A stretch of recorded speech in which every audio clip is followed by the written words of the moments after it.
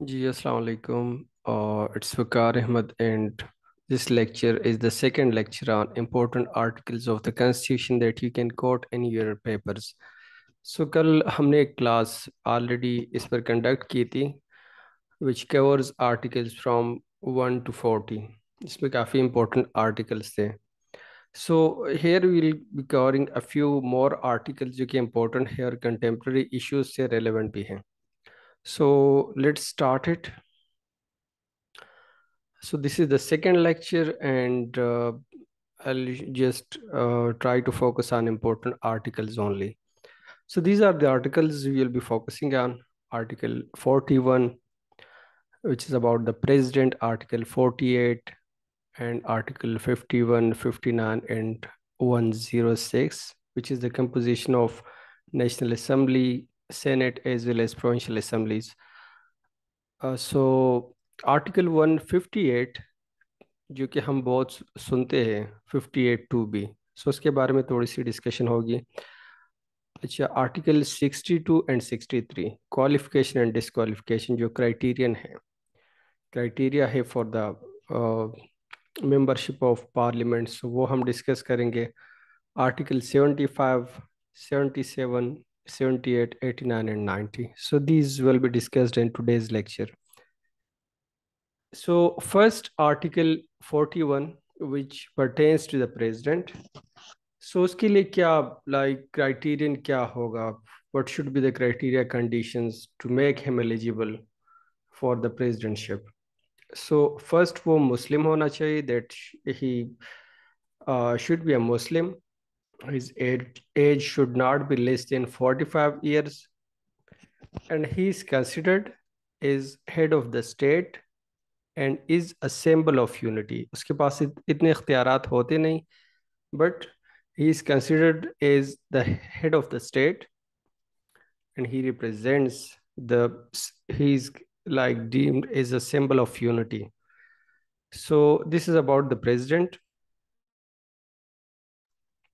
Moving on, so article 48 says, हम क्यों ये कहते हैं कि प्राइम मिनिस्टर के पास इख्तियारात ज़्यादा है प्रेसिडेंट से? क्योंकि प्रेसिडेंट जो भी ऑर्डर करेगा, कोई डिसीजन करेगा, it will be on the advice of the prime minister. चूंकि prime minister is leader of the house, he is the chief executive, so इख्तियारात प्राइम मिनिस्टर के पास होते हैं. Prime minister and his cabinet, which is the federal government, so उनके पास इख्तियारात होते हैं because these are chosen representatives. और सदर जो है, he is just a symbolic head. तो चाहे वो इम्पोर्टेंट अपॉइंटमेंट्स हो, या असम्बली को डिसॉल्व करना हो, या कोई केयर टेकर सेटअप आपने लाना हो आफ्टर डिसोल्यूशन ऑफ असम्बलीज, या आपने इमरजेंसी इम्पोज करनी हो, so the president can only decide and order it on the basis of the advice of from the prime minister side. So अगर prime minister advice करे तभी वो करेगा. ठीक है. सो here we can infer from it that the real fountain of power is prime minister rather than the president. So article 48 ये clearly बताता है कि prime minister has powers. और ये एडवाइस जो होता है, इट इज, ठीक है, नाम तो एडवाइस है, but it's a kind of order.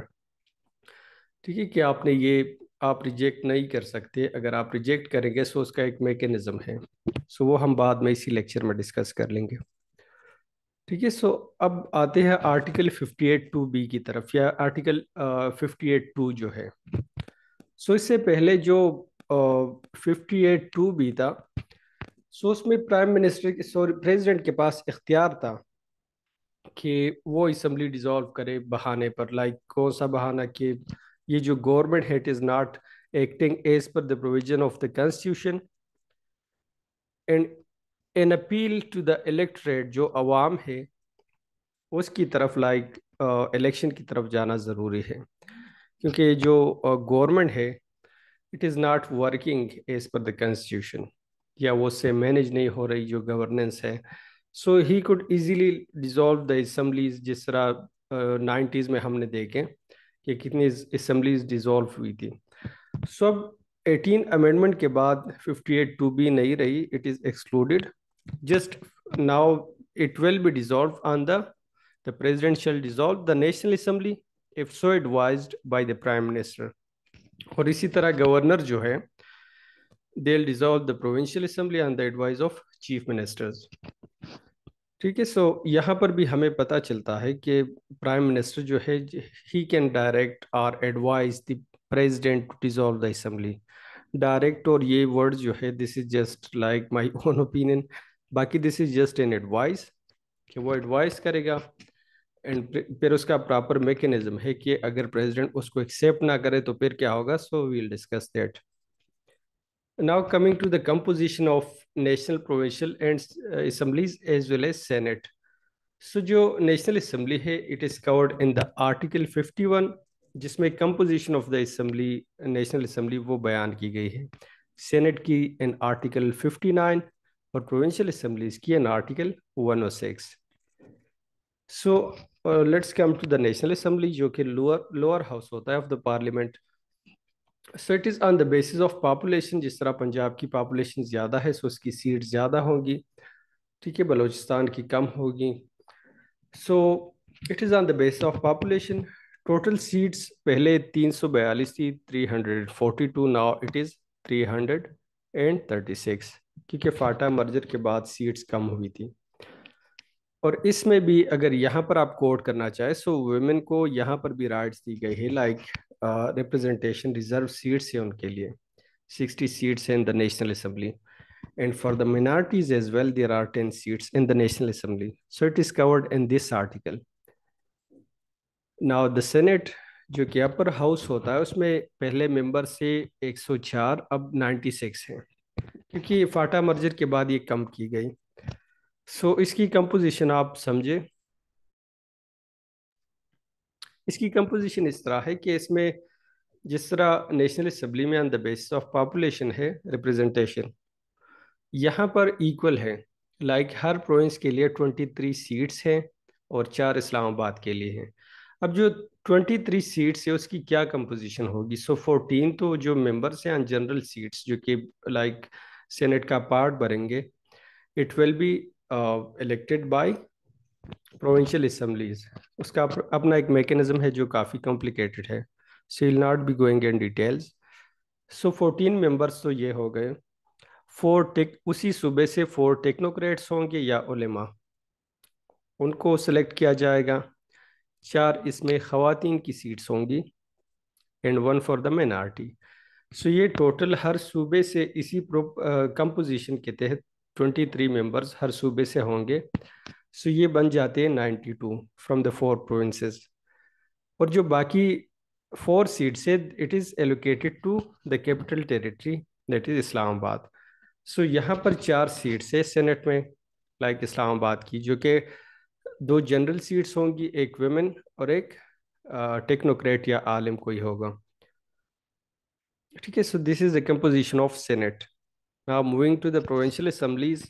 सो ये भी जितनी किसी लाइक प्रोविंस में पॉपुलेशन ज़्यादा है, उतनी उसकी प्रोविंशियल जो असेंबली में सीट्स होंगी वो भी ज़्यादा होंगी। जिस तरह मैं मिसाल दूँ तो बलूचिस्तान में चूंकि उसकी पॉपुलेशन कम है, it has 65 seats in its provincial assembly, और जो पंजाब है उसमें 371।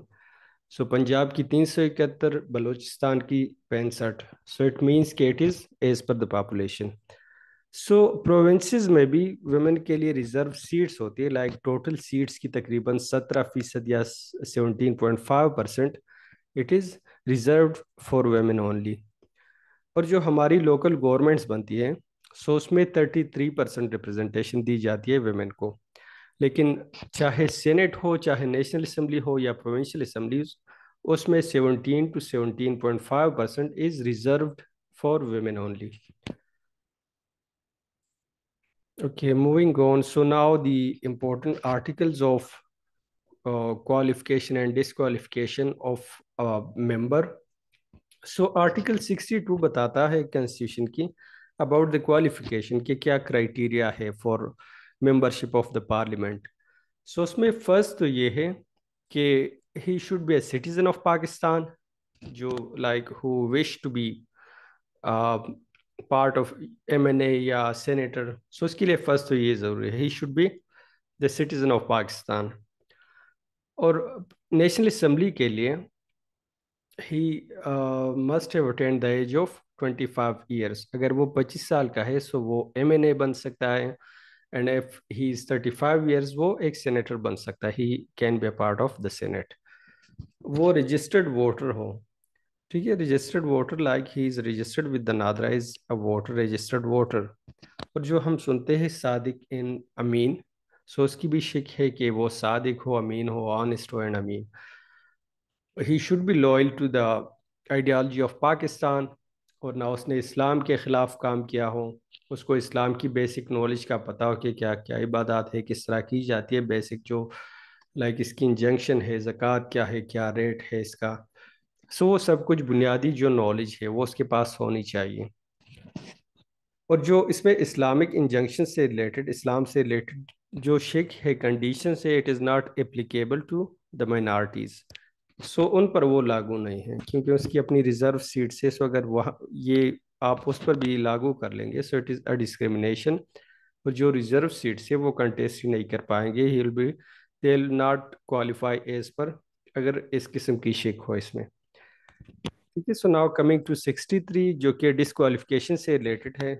सो इसमें एक तो ये है, अगर कोर्ट ने किसी को इंसॉल्वेंट डिक्लेयर किया हो, जैसे दिवालिया हो, who is not able to pay his dues debts, या कोई जहनी तवाज़ुन किसी का ख़राब हो, a person of unsound mind, लेकिन ये जस्ट कोर्ट के पास इख्तियार है कि वो डिक्लेयर करे, ना कि लाइक कोई भी पॉलिटिशियन कहे कि ही इज़ नॉट एलिजिबल क्योंकि वो पागल है, ये इस तरह जहनी तवाज़ुन इसका ठीक नहीं। So it will be declared by the courts only.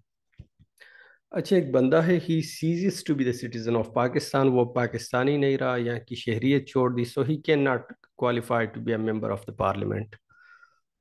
Similarly अगर कोई बंदा गवर्नमेंट जॉब में है, गवर्नमेंट सर्विस में है, so he can not be an MNA or a senator, he can not contest.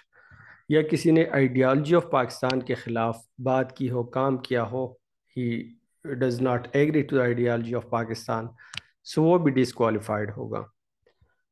या किसी को जेल हुई हो कम से कम 2 सालों के लिए, सो वो अपनी रिहाई के 5 साल के बाद वो एलिजिबल होगा। ये 5 सालों में वो एलिजिबल नहीं होगा। लाइक एक शख्स है, उसको 2 साल जेल हुई है, सो जब जेल से उसकी रिहाई होगी 2 साल बाद, सो वो 5 साल बाद ही कंटेस्ट कर सकेगा।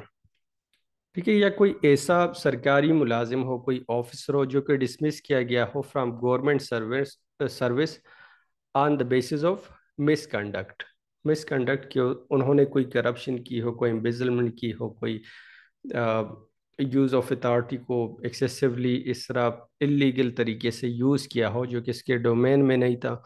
सो अगर वो रिमूव किया गया हो on the basis of misconduct, so वो भी डिसक्वालिफाइड है to be a part of the parliament.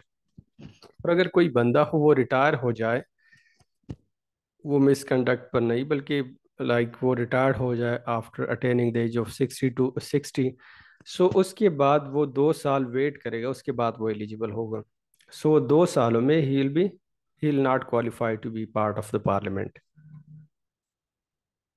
Now moving to के president, president assent to bills, कि किस तरह पार्लियामेंट जब बिल पास करे सो वो प्रेसिडेंट को एसेंट के लिए जाए कि उस पर साइन करे और वो एक एक्ट बन जाए। सो उसमें एक तो उसके पास 10 दिन होते हैं। अगर उसकी कोई उस पर एतराज़ ना हो, ऑब्जर्वेशन ना हो, सो 10 दिन में वो लाजमी साइन करेगा। अगर कोई इतराज़ हो, वो इन 10 दिनों में वो पार्लियामेंट को वापस भेजेगा कि ये मेरी ऑब्जर्वेशन है, it is contradictory to a constitution और एनी लॉ। सो वो क्या करेंगे कि वो एक पार्लियामेंट में नेशनल असेंबली और सेनेट की एक जॉइंट सिटिंग बुलाएंगे of both the houses.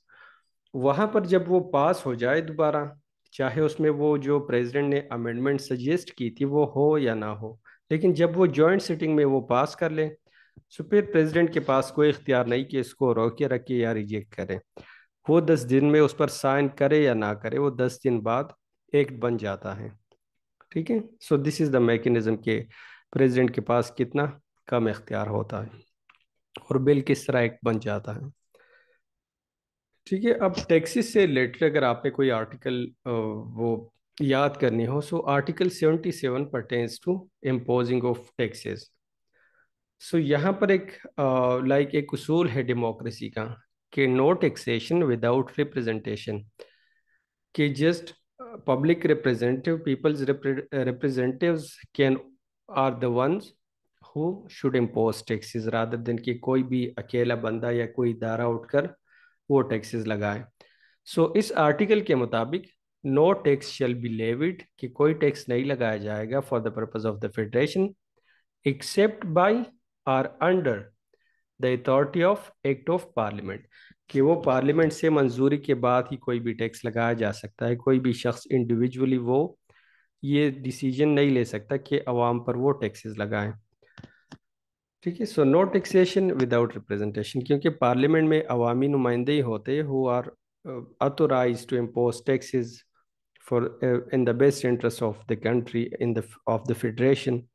So just वो अथोराइज है कलेक्टिवली, ना कि एक बंदा वो खुद डिसाइड करे। ठीक है, a couple of more articles, फिर we will wind it up. So article 78, आजकल हम बहुत सुनते हैं सुप्रीम कोर्ट कह रहा है कि फेडरल कंसोलिडेटेड फंड से आप 21 अरब जो इलेक्शन कमीशन है उसको दे ताकि पंजाब और केपी में इलेक्शंस कराए जा सकें। But for this reason consolidated fund है क्या? सो इसमें क्या चीज़ें शामिल है, ये आर्टिकल 78 में क्लियरली मेंशन है कि all money received by federal government, चाहे जिस भी मद में हो लेकिन उसको मिल जाए, like in the form of tax revenue, FBR collection कर ले, सो this is under the consolidated fund, वो इस फंड में आते हैं। ठीक है, जो कि मेंटेन करता है स्टेट बैंक। सो फेडरल कंसोलिडेटेड फंड में एक तो टैक्स रेवेन्यू आ जाता है, सेकंड अगर गवर्नमेंट ने कुछ बोरोइंग की है वो इसमें आती है, और गवर्नमेंट के लेट से किसी पर कर्जा है वो उसकी रिपेमेंट गवर्नमेंट को मिल जाए, सो ये भी कंसोलिडेटेड फंड में ही आता है। ठीक है, सो ये तीन चीज़ें फेडरल कंसोलिडेटेड फंड का पार्ट है, बाकी जो चीज़ें हैं वो पब्लिक अकाउंट में आता है। So this is about consolidated fund. अच्छा, एक ऑर्डिनेंस जो है वो एक प्रेसिडेंट लेट से प्रोमलगेट करें, जारी करें, लाइक प्रीवियस गवर्नमेंट में काफ़ी ऑर्डिनेंसेस हुई क्योंकि डेडलॉक था इन द पार्लियामेंट। सो वो कब वो कर सकते हैं, उसकी क्या शराइत है या कितना उसका टेन्योर है?